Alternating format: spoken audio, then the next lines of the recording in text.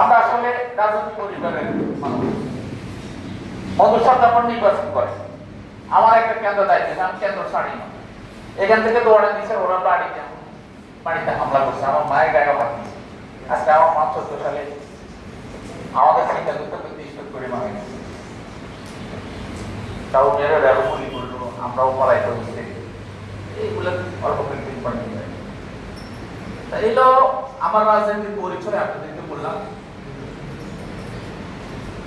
এখন আবার আসলে আমি ঝামেলা মুক্ত থাকার কারণে আর চিন্তা করলাম নিজামুয়া ভোট করবো, বুড়ো অবস্থা তখন আমার যেহেতু সিনিয়র, চিন্তা ভাবনা করে আমি আর আসলে সভাপতি প্রার্থী হই নাই, আবারও সাধারণ সম্পাদক প্রার্থী যে আরেকবার থাকি। এরপরে আমার আর থাকার কোনো সুযোগ নেই।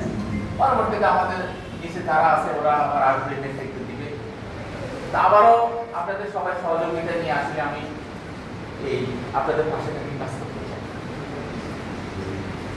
এবং দীর্ঘদিন রাজনীতির সুবাদে এখানে বিশেষ করে মন্টু ভাই বলতে পারি, আব্দুল ভাই সহ ঢাকাতে আমরা যখন বসবাস ছিলাম, মনি ভাই আবার তখন আমাদের সাথে আব্দুল ভাইয়ের সাথে গল্প ছিল, পার্টির অফিসে যাইতাম, বসতাম। আমরা সেই 96 সালের ইতিহাস, মানে ওই যে কত কষ্ট জীবন যাপন করা হয়েছে যেটা ইতিহাসে বলা যাবে।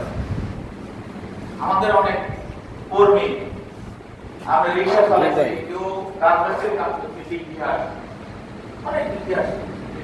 আমাদের এখানে যুদ্ধক্ষেত্রের মধ্যে আমরা অনেক